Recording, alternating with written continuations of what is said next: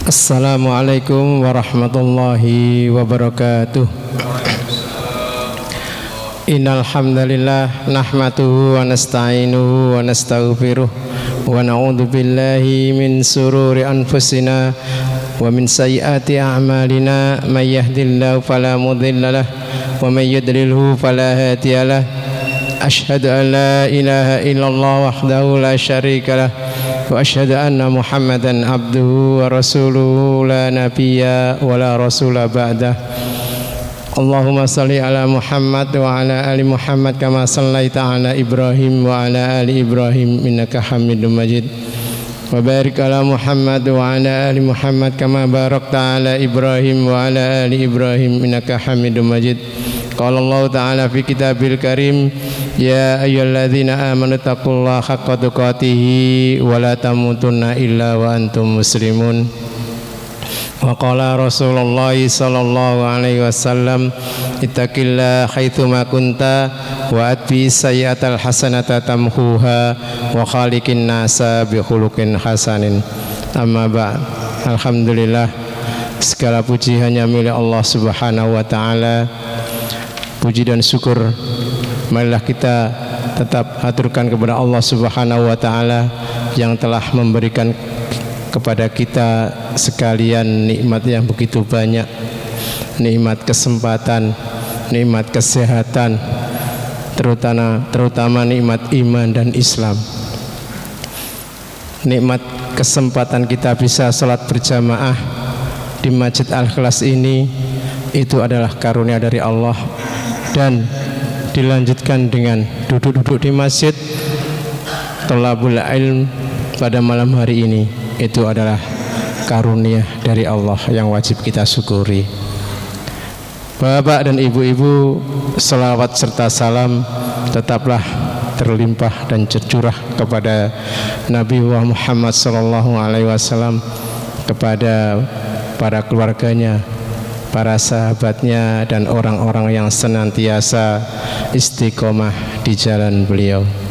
Bapak dan ibu-ibu, pada malam hari ini kajian LKI tetap seperti biasa, yaitu kajian kitab Al-Kabair yang akan disampaikan oleh Ustadz Ibrahim, yang pada pekan lalu membahas tentang birrul walidain. Maka pada malam hari ini akan dilanjutkan pembahasan tentang birrul walidain. Langsung saja saya silakan waktu dan tempat kepada Ustadz Ibrahim. Tafadhol Ustadz.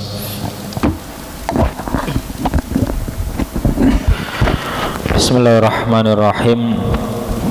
Assalamualaikum warahmatullahi wabarakatuh. Innal hamdalillah nahmaduhu wa nasta'inuhu wa nastaghfiruh wa na'udzu billahi min sururi anfusina wa min sayyiati a'malina. Man yahdihillahu fala mudhillalah wa man yudlil fala hadiyalah.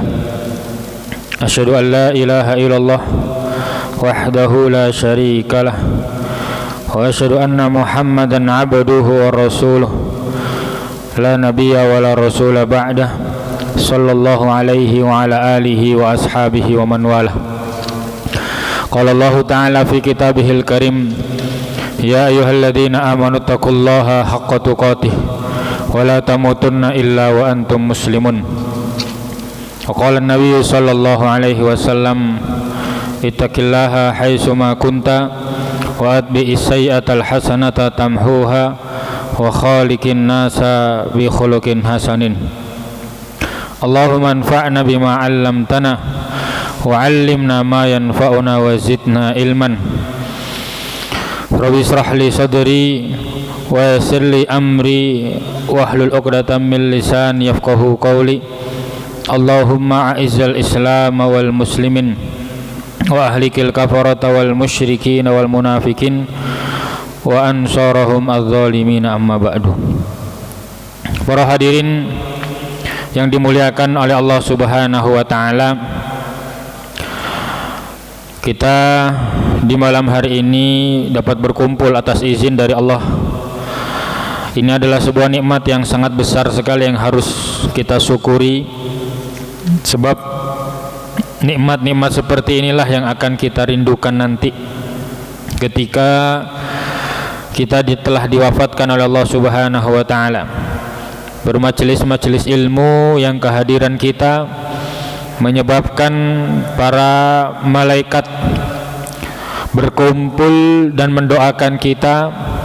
Bahkan dalam hadis riwayat At-Tirmidzi, Rasulullah menyebutkan ketika ada sebagian kaum muslimin yang berkumpul untuk zikir, bermajelis ilmu, maka hewan-hewan akan memintakan ampun. Hatta namlah fi jurhiha, semut yang berada di liangnya, bahkan ikan-ikan yang ada di lautan, mereka semuanya memintakan ampun kepada Allah untuk orang-orang yang talabul ilmi. Jadi betapa pentingnya majelis seperti ini mendatangkan rahmat, kasih sayang dan juga ampunan dari Allah, maka kita wajib untuk memperbanyak syukur atas nikmat yang telah Allah karuniakan kepada kita ini. Bapak Ibu hadirin jamaah yang dimuliakan Allah, kita juga wajib bersyukur karena di kesempatan pada malam hari ini kita masih berada di rangkaian hari-hari mulia, yaitu hari-hari awal Dzulhijjah, yang mana termasuk dari bentuk kecerdasan kita adalah memanfaatkan hari-hari ini untuk beramal soleh, mendekat kepada Allah dengan amal-amal yang semaksimal mungkin. Bahkan beberapa para ulama menasihatkan, seandainya engkau bukan orang yang rajin berinfak, tapi khusus di 10 awal Dzulhijjah, jangan sampai engkau tidak berinfak.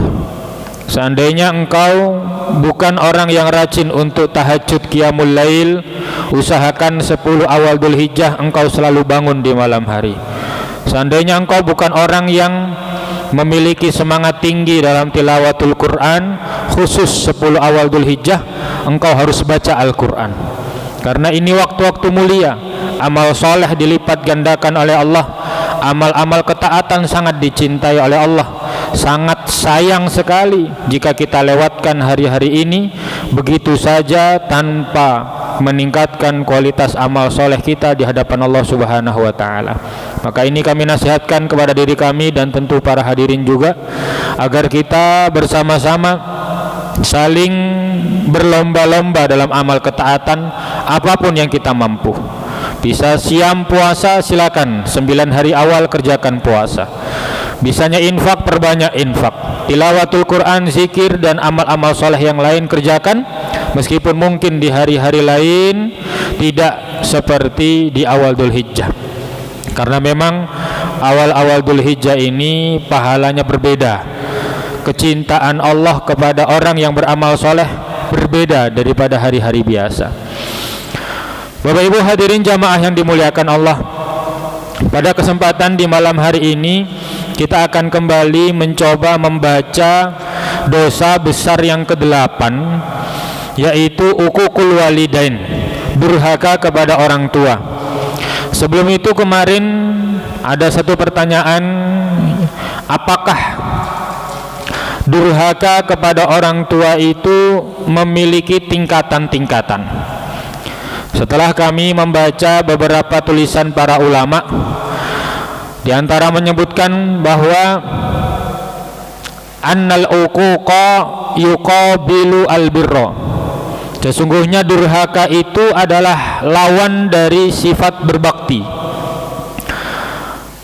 Kama annal birra laha darajat falil uquqi darajat, sebagaimana berbakti itu juga bertingkat-tingkat.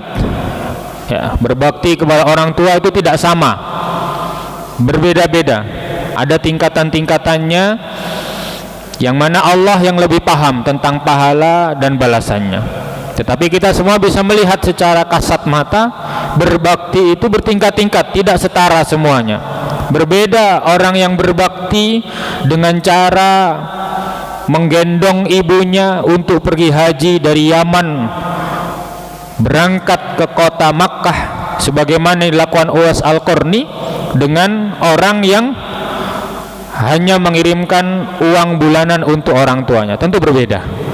Jadi sebagaimana berbakti itu kata para ulama bertingkat-tingkat, memiliki darajat, memiliki maratib, maka begitu juga durhaka kepada orang tua memiliki tingkatan-tingkatan yang semuanya itu dosa besar.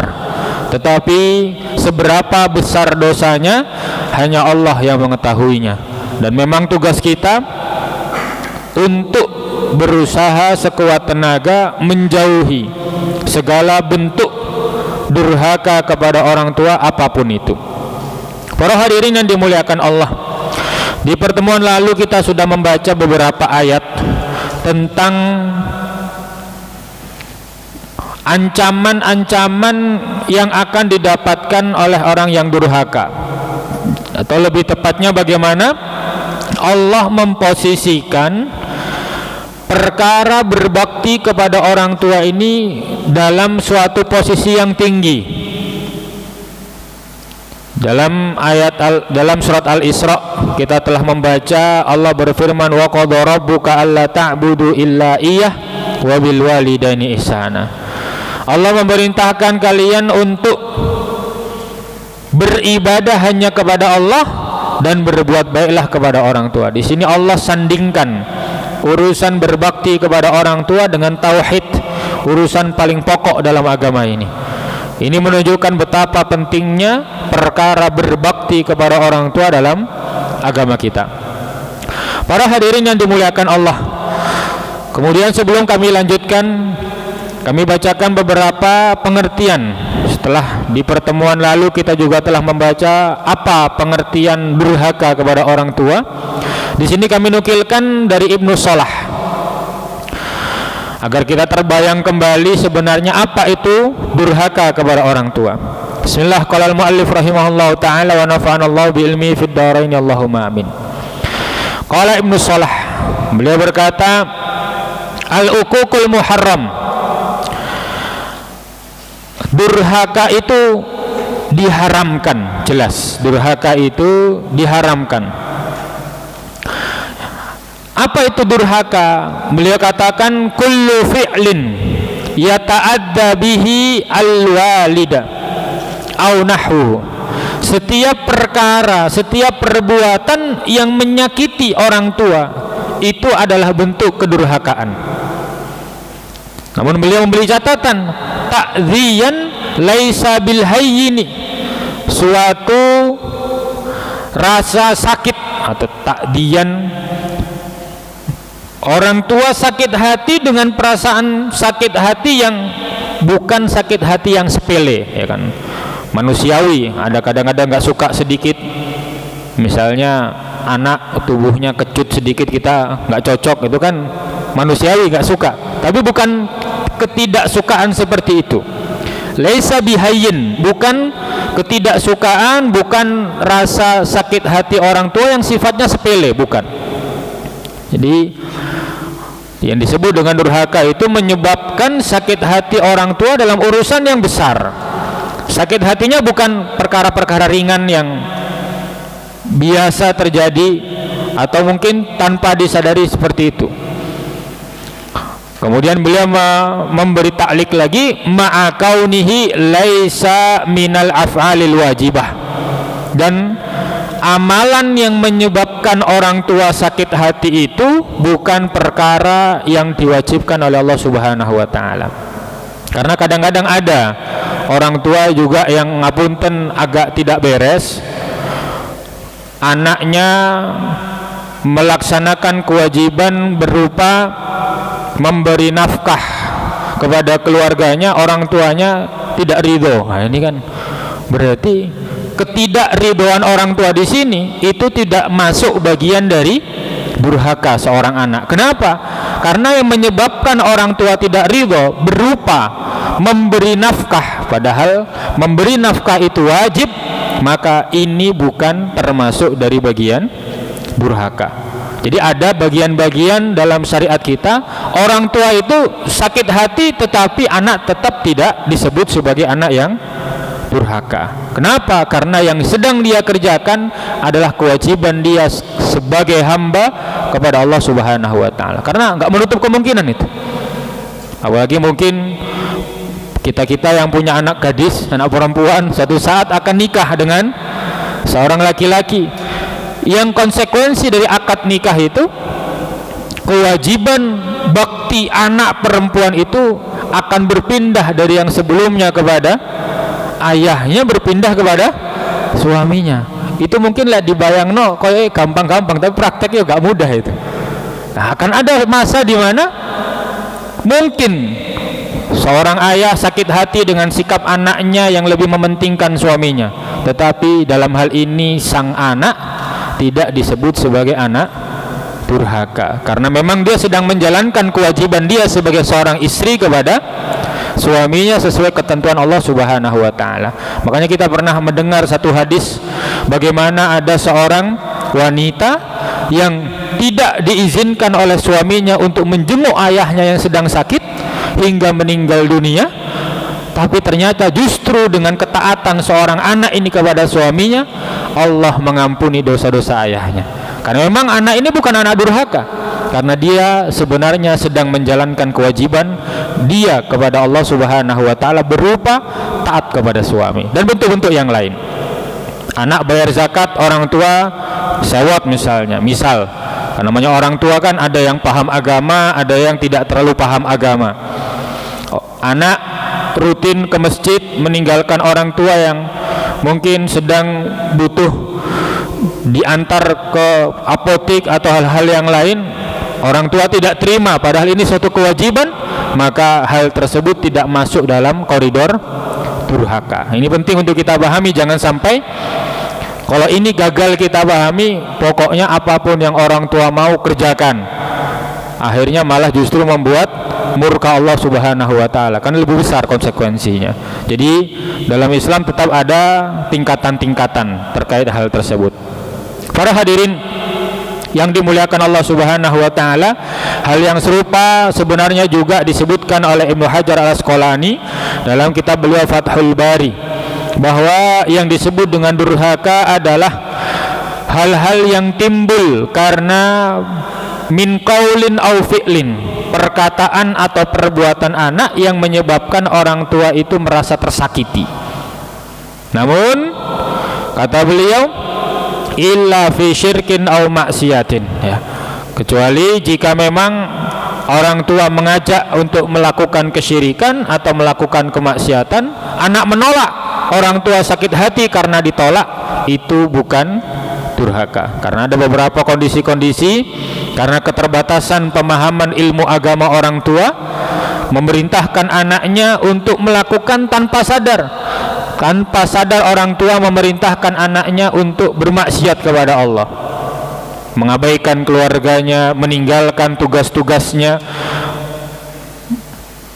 berkhianat atas amanah. Misalnya punya amanah suatu jabatan, tapi orang tuanya bilang, ayo sini kumpul keluarga dulu, amanahnya tertinggal, amanah terbengkalai. Itu adalah ajakan orang tua untuk agar anaknya bermaksiat kepada Allah, meninggalkan suatu amanah. Anak dalam hal ini tidak taat kepada orang tua sehingga menyebabkan orang tua sakit hati, itu bukan bagian dari uququl walidain, bukan bagian dari durhaka.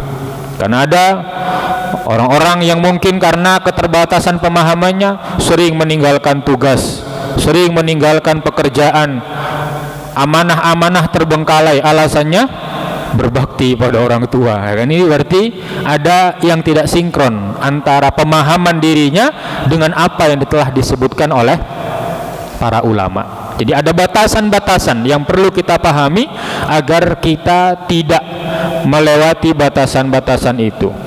Para hadirin yang dimuliakan Allah Subhanahu wa taala, kemudian coba kita baca beberapa hadis tentang bab ini, yaitu dosa besar yang ke-8 berupa uququl walidain.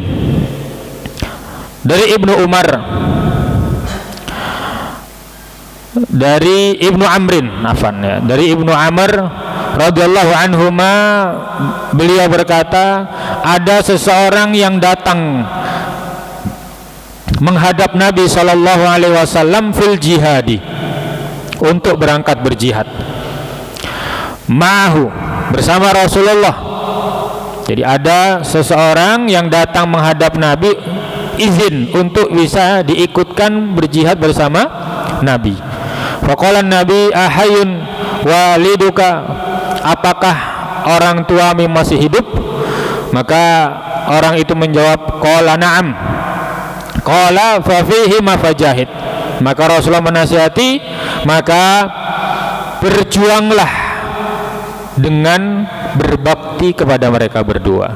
Di sini juga menunjukkan betapa besarnya urusan birrul walidain. Fangdur kaifa fadla birrul walidaini wa khidmatihi ma'al jihad.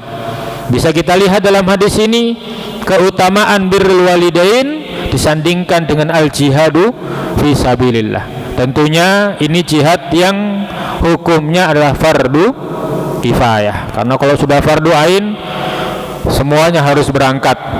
Wanita-wanita pun tidak perlu lagi izin kepada suaminya untuk berangkat berjihad kalau sudah fardu ain, ya.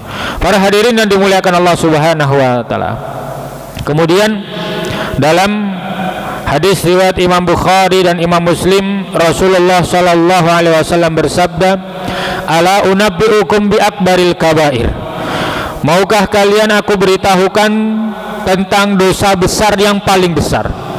Dosa besar yang paling besar. Apa kata Rasulullah? Al-isyraku billahi wa uququl walidaini.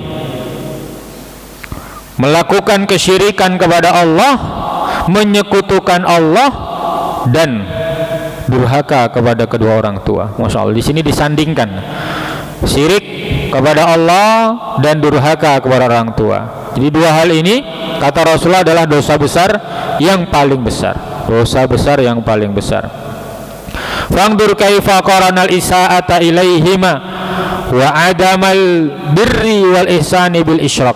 Kita bisa melihat dalam hadis ini Rasulullah menyejajarkan antara syirik kepada Allah dengan durhaka kepada orang tua, menunjukkan betapa besarnya dosa durhaka kepada orang tua. Dalam hadis riwayat Imam Bukhari dan Imam Muslim, Rasulullah juga bersabda, la yadkhulul jannata, tidak akan masuk jannah siapa mereka? Akun, orang yang durhaka kepada orang tuanya. Wala mannan, dan orang yang suka mengungkit-ungkit pemberian, ya.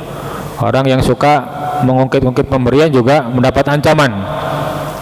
Wala mudminu khamrin, dan orang yang kecanduan khamr, ya. Orang kecanduan khamr itu juga ancamannya berat, tidak akan masuk jannah, ya. Tentunya dia tetap akan masuk jannah jika memiliki keimanan, tapi dia pasti akan diazab terlebih dahulu di neraka.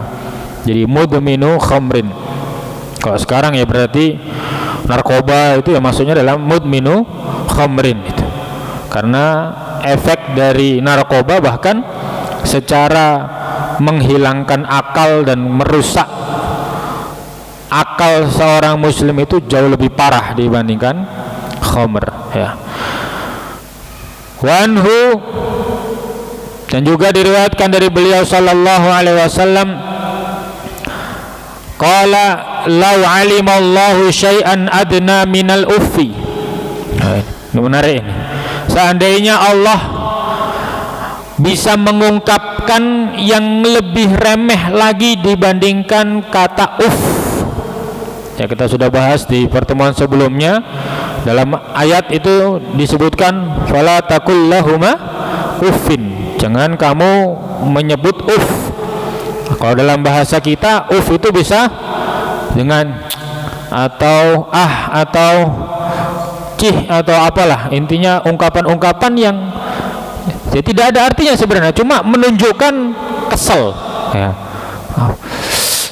mungkin apa ya, disuruh tapi gremeng lah ya, macam-macam kan ungkapannya, macam-macam. Seandainya ada yang lebih rendah daripada itu ungkapannya, apa kata Rasulullah, lanaha anhu, maka Allah akan larang dari hal tersebut.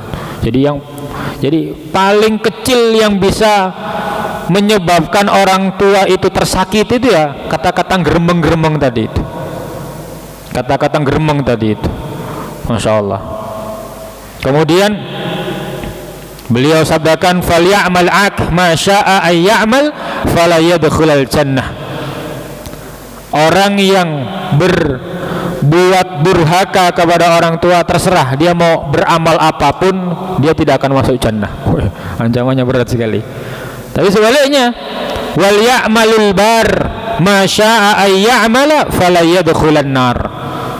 Orang yang betul-betul berbakti kepada orang tua, apapun yang dia kerjakan nantinya terserah, tapi dia pasti tidak akan masuk neraka. Jaminan dari Rasulullah. Jadi Masya Allah, ini urusan yang sangat besar sekali. Maka dalam hadis lain riwayat Al-Hakim dan At-Tabrani, beliau bersabda, la'anallahu al-'aqi liwalidayh. Allah melaknat seseorang yang durhaka kepada orang tuanya. Dan nanti akan kita baca hadis bagaimana dosa durhaka kepada orang tua ini akan disegerakan di dunia, akan disegerakan di dunia, berbeda dengan dosa-dosa yang lain. Kemudian yang selanjutnya Rasulullah juga bersabda, la'anallahu man sabba abahu, la'anallahu man sabba ummahu. Allah melaknat, kita sudah pernah lewat di pembahasan-pembahasan yang lalu, laknat itu adalah suatu keputusan yang buruk.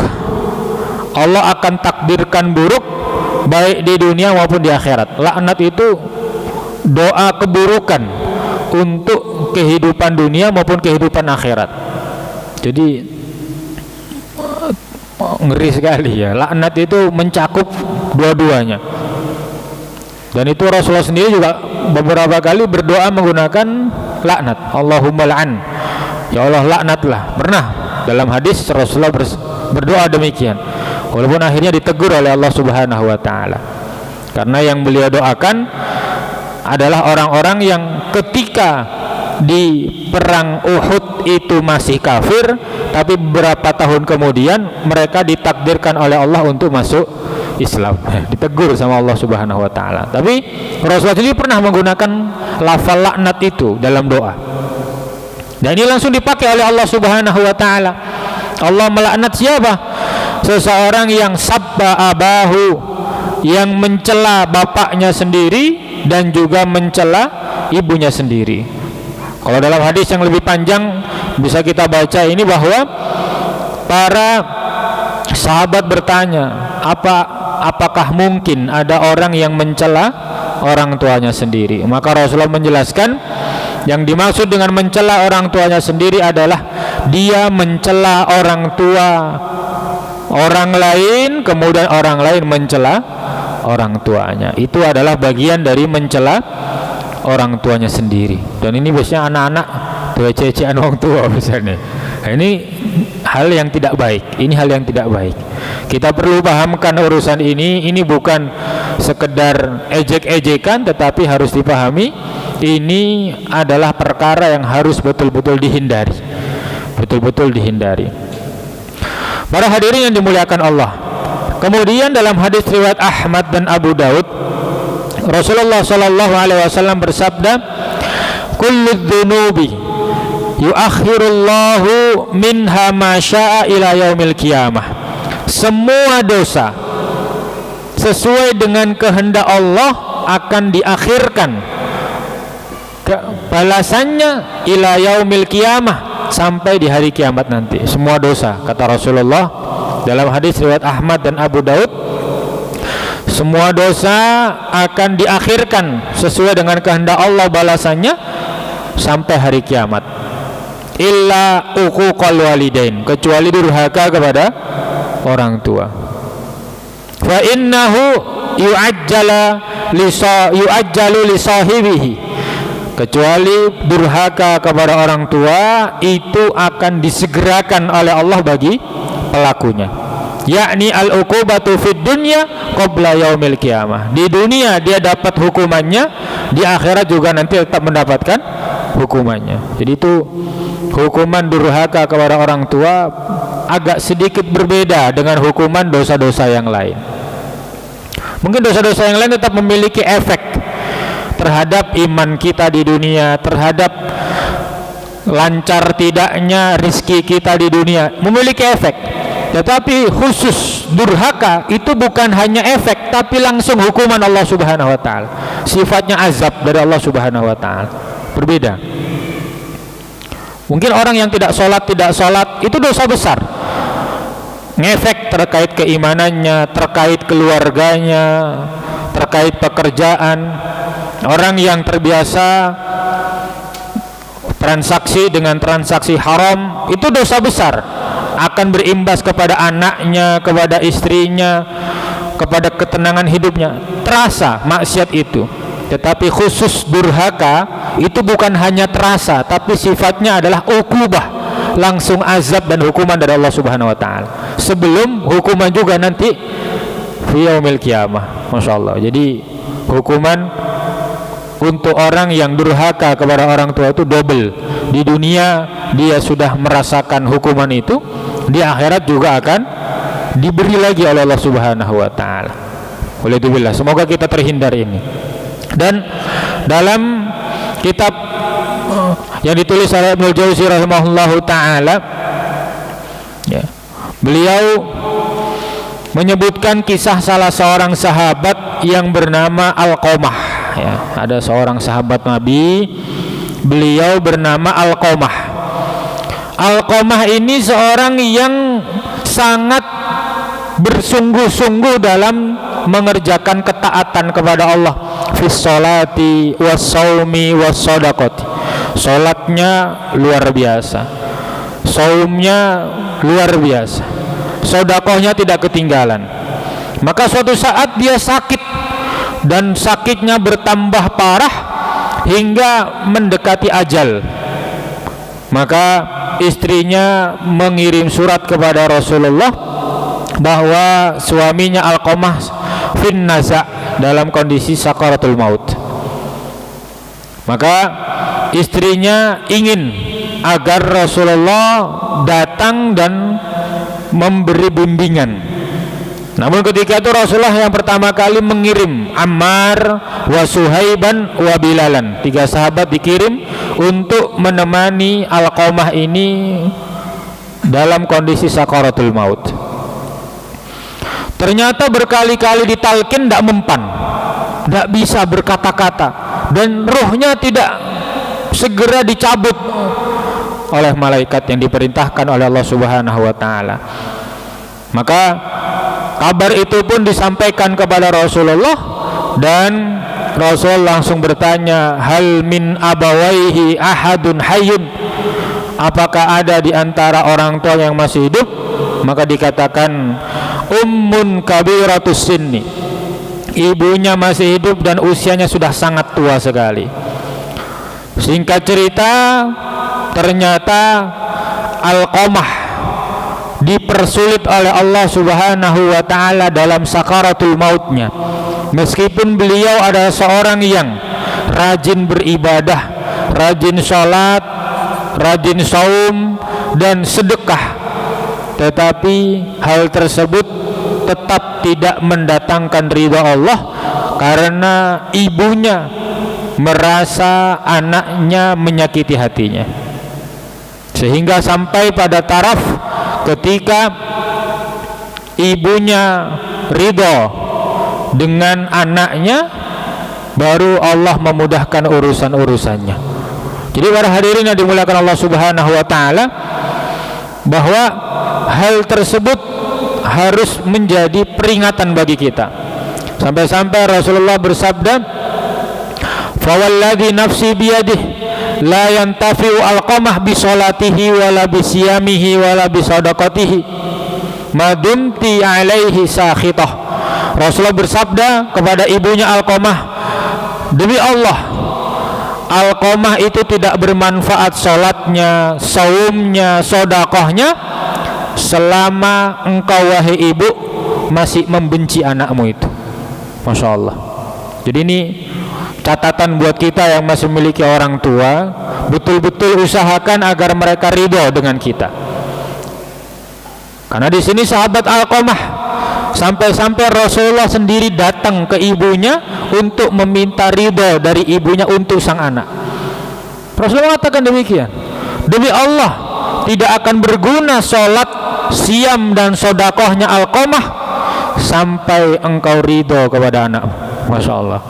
Maka para hadirin yang dimuliakan Allah, itu kelasnya sahabat Rasulullah. Maka bagaimana dengan kita? Sholatnya wis gak karuan, saumnya apa adanya, sodakohnya gak seberapa, masih sempat-sempatnya melakukan suatu sikap yang menyakiti orang tua. Itu semua gak akan yantafi, gak akan bermanfaat semuanya. Masya Allah. Jadi ini adalah amalan yang sangat penting. Jangan sampai kita lalai dalam urusan berbakti kepada orang tua. Jangan sampai kita dengan sadar durhaka kepada orang tua. Karena tadi dalam hadis riwayat Ahmad, satu-satunya dosa yang hukumannya bukan efeknya saja, tetapi betul-betul hukuman azab itu akan Allah turunkan bagi pelakunya di dunia, sebelum nanti juga diazab di akhirat, adalah durhaka pada orang tua. Masya Allah. Semoga Allah memudahkan kita untuk berbakti kepada orang tua kita. Allahumma amin. Kemudian para hadirin yang dimuliakan Allah Subhanahu wa taala, suatu ketika ada seorang laki-laki datang kepada Nabi sallallahu alaihi wasallam, lalu bertanya, faqala ya Rasulullah, inna abi yuridu ayyajtaha mali. Wahai Rasulullah, bapakku ingin make uangku, ingin menggunakan hartaku. Bagaimana menurut engkau wahai Rasulullah? Jadi bapaknya ingin make uang anaknya. Apa kata Rasulullah? Faqala sallallahu alaihi wasallam, anta wa maluka li abika. Engkau dan semua hartamu itu adalah milik bapakmu. Jadi bapakmu mau pakai apapun itu terserah. Kamu nggak punya kewenangan untuk menolak. Ini bagian dari berbakti kepada orang tua. Sebenarnya demikian. Ini bagi siapa?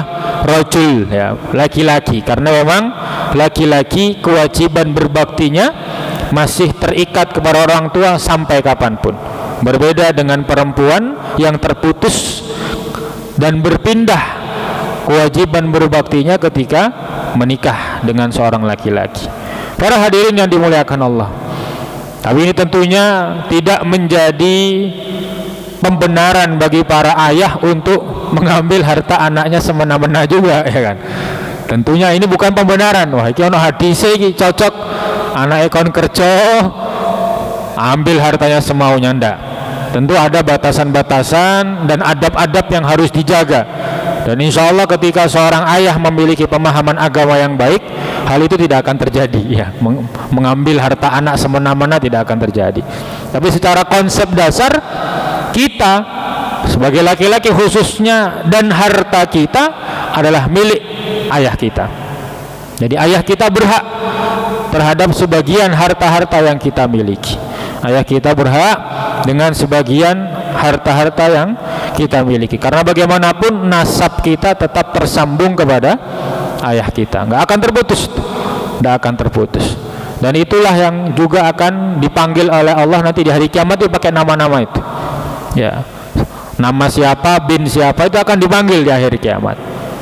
Jadi makanya sunnah dalam Islam memberi nama yang baik-baik, nama yang baik-baik. Para hadirin yang dimuliakan Allah Subhanahu wa taala, kemudian dalam hadis yang sudah sangat jelas sekali dan sering kita dengar, bahwa ada seseorang datang menghadap kepada Rasulullah, lalu dia berkata, wahai Rasulullah, man ahaqqun nasi minni bihusni suhbah, siapa orang yang paling layak untuk aku perlakukan dengan baik? Laki-laki datang kepada Rasulullah, siapa orang yang paling layak untuk aku perlakukan dengan baik? Maka beliau bersabda, ummuka, ibumu. Lalu dia berkata lagi, summaman, siapa setelah itu? Ibumu. Siapa lagi? Ibumu. 3 kali. Qala summaman, lalu siapa? Qala abuka, lalu ayahmu. Summal aqrab fal aqrab, kemudian kerabat yang terdekat, lebih jauh, lebih jauh, lebih jauh, itu adalah orang-orang yang paling layak untuk engkau perlakukan dengan baik. Sehingga kalau urutan seorang laki-laki dalam berbuat baik, urutan pertama tetap Allah, puncak ketaatan kepada Allah. Rasulullah, titik kecintaan kedua itu Rasulullah dalam surat At-Taubah, Allah, Rasulullah. Yang ketiga apa dalam At-Taubah? Jihad. Ketiga itu jihad. Qul in kana aba'ukum wa abna'ukum, dan seterusnya, ahabba ilaikum minallahi wa rasulihi wa jihadin fi sabilih. Allah, Rasulullah, jihad, yang keempat ibu, kelima ibu, keenam ibu, ketujuh ayah, kedelapan baru istri, 9 baru anak. Itu urutan cinta kita sebenarnya. Sehingga kalau ini terbalik-balik, maka tidak ada kebaikan dalam kehidupan dia di dunia maupun di akhirat. Ini banyak soalnya berkiblat kepada orang-orang kafir. Lihat film, cintanya sama istri luar biasa. Mereka adalah orang yang tidak beragama, tidak memiliki aturan dalam kehidupan mereka. Terbalik-balik dalam urusan cinta, itu urusan mereka. Tetapi kita orang beriman punya patokan, punya urutan. Tidak bisa kita semau kita. Tidak bisa kita katakan istri adalah orang yang paling aku cintai. Ya mungkin gombalnya nggak apa-apa ya. Tapi realitanya tetap Allah yang paling pertama, Rasulullah, jihad, ibu, ayah, baru al-aqrab fal aqrab. Istri, anak, kerabat-kerabat, itu baru setelahnya. Jangan sampai terbalik karena hal itu menimbulkan banyak madarat.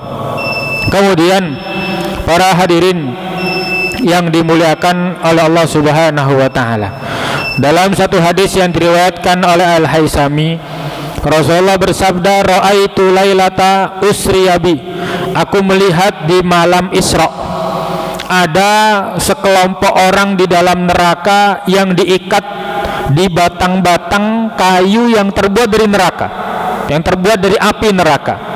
Maka aku bertanya kepada Jibril, man haula, siapa mereka?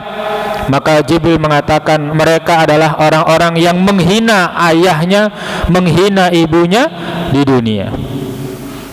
Kemudian para hadirin yang dimuliakan oleh Allah Subhanahu wa taala, salah satu hadis yang banyak disebutkan walaupun sebenarnya lafal hadisnya itu tidak sahih, yaitu al-jannatu tahta aqdamil ummahat. Ini kalau dilacak secara periwayatan ini enggak ketemu, ini la aslalahu ya.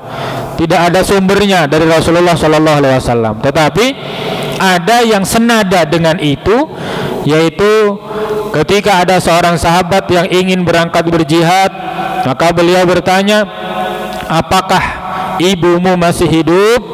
Maka beliau menasihatkan, jika ibumu masih hidup, alzim rijlaha fasammal jannah, dekatkanlah dirimu dengan kaki ibumu. Maksudnya engkau harus lebih dekat dengan ibumu, fasammal jannah, itulah surga. Maksudnya engkau enggak berangkat berjihad tidak mengapa, engkau bersama ibumu karena itulah surgamu. Itu nasihat yang menggunakan lafal rijl, kaki tadi. Tapi adapun lafal surga di bawah telapak kaki ibu, itu bukan hadis yang memiliki sumber sampai kepada Rasulullah. Namun tadi ada beberapa hadis yang memang tersambung kepada Rasulullah yang senada dengan hal tersebut. Para hadirin yang dimuliakan Allah, terakhir Kita perlu untuk selalu berbakti kepada kedua orang tua kita. Salah satunya adalah janji Rasulullah Shallallahu Alaihi Wasallam terkait dengan doa orang tua kita. Beliau bersabda, salasun da'awatun mustajabat. Ada 3 doa yang pasti mustajab, la syakka fihinna, yang tidak perlu diragukan lagi. Ada 3 doa yang pasti mustajab. Yang pertama adalah da'watul madlum, doa orang terdolimi. Itu pasti mustajab, pasti mustajab. Tapi nggak ada orang terdolimi itu dimanipulasi, nggak bisa. Dolimi saya akan berdoa untuk kita berdua, nggak bisa. Dolim itu ya tidak direncanakan. Dolim itu betul-betul kondisi di mana seseorang terdolimi betul-betul tanpa direncanakan. Doa orang terdolimi pasti akan mustajab. Wa da'watul musafir, doa orang yang sedang melakukan safar. Maka termasuk sunnah ketika melakukan safar yang mubah, safar yang taat, amal-amal taat, maka perbanyak doa, karena itu termasuk di antara doa yang pasti mustajab. Lalu yang ketiga adalah da'watul walidi ala waladi, doa seorang ibu untuk anaknya. Makanya ini luar biasa sekali jika kita masih dikaruniai oleh Allah seorang ibu, perbanyak mendekat dan meminta doa dari beliau, karena itu adalah sesuatu yang sangat berharga. Adapun misalnya qadarullah kita tidak memiliki lagi ibu, sudah wafat oleh Allah Subhanahu wa taala, diwafatkan, maka kita harus berusaha betul bagaimana anak kita paham bahwa doa ibu itu adalah sesuatu yang sangat berharga. Itu tugas ayah itu, bukan tugas ibu. Bukan ibu bilang, nak jangan durhaka, doa ibu ini mustajab. Itu gak cocok ngomong gitu. Harusnya memberi nasihat anak terkait hal ini adalah ayahnya. Maka seorang ayah harus memahamkan betul kepada anak-anaknya bahwa doa ibu mereka adalah sesuatu yang sangat-sangat mereka butuhkan kapanpun dan dimanapun. Tugas ayah. Itu mungkin yang bisa kami sampaikan para hadirin yang dimuliakan Allah. Secara umum bahwa banyak sekali hadis-hadis di sini, berlimpah hadis-hadis itu, dan tidak mencukupkan untuk kita bahas di malam hari ini. Tapi kami rasa bab ini sudah cukup dipahami bahwa dosa berbuat durhaka kepada orang tua sangat besar di sisi Allah, hingga dalam beberapa hadis disetarakan dengan kesyirikan kepada Allah Subhanahu wa taala. Dan dalam beberapa hadis tadi juga kita bacakan bentuk-bentuk hukuman yang akan diberikan kepada orang yang berbuat durhaka kepada orang tuanya nanti di dalam neraka. Maka mari kita betul-betul berbuat baik kepada orang tua kita, berbakti semaksimal mungkin. Walaupun mereka telah meninggal dunia, kita pernah sampaikan dan kita pernah mendengar pembahasan-pembahasan itu, ada banyak cara untuk berbakti kepada orang tua meskipun mereka telah meninggal dunia, dengan beramal dan mengirimkan hadiah pahalanya untuk orang tua, menyambung tali persahabatan dengan orang-orang yang dekat dengan orang tua kita, dan seterusnya dan seterusnya. Ada banyak sekali cara untuk tetap berbakti kepada orang tua meskipun mereka telah diwafatkan oleh Allah Subhanahu wa taala. Ini yang bisa kami sampaikan. Semoga bermanfaat dan semakin memberikan kita semangat untuk berbakti kepada orang tua dan menjadikan kita lebih berhati-hati untuk bersikap durhaka kepada orang tua. Bahkan kalau perlu sebagaimana di antara para salaf yang mereka tidak berani berjalan di rumah yang ketika dia berjalan debunya akan jatuh kepada ibunya yang ada di bawahnya. Betul-betul ingin menjaga, meskipun itu dalam kategori yang sudah kita bahas pengertian tadi, ada sesuatu yang hayyin. Memang rumahnya terbuat dari kayu, anaknya tinggal di atas karena ibunya tentu tidak kuat naik tangga, tetapi anaknya tetap berusaha menjaga perasaan ibunya, menjaga untuk tidak menyakiti hati ibunya. Masya Allah, ini adalah sesuatu yang harus kita usahakan, kita upayakan, dan selalu kita berdoa kepada Allah agar Allah Subhanahu wa taala mengampuni kita dan mengampuni kedua orang tua kita. Allahumma amin. Aku qouli hadza wa astaghfirullah li wa lakum. Katah kelepatanipun kula nyuwun pangapunten. Kami kembalikan kepada pembawa acara. Wassalamualaikum warahmatullahi wabarakatuh. Ya, begitu banyak hadis yang disampaikan di dalam kitab Al-Kabair tadi tentang uququl walidain, berbuat durhaka kepada orang tua. Kita sebagai orang tua dan yang masih punya orang tua adalah punya kesempatan untuk meraih surganya. Bapak dan ibu-ibu, untuk kajian ini apa ada yang mau ditanyakan yang bagi yang kurang paham? Monggo.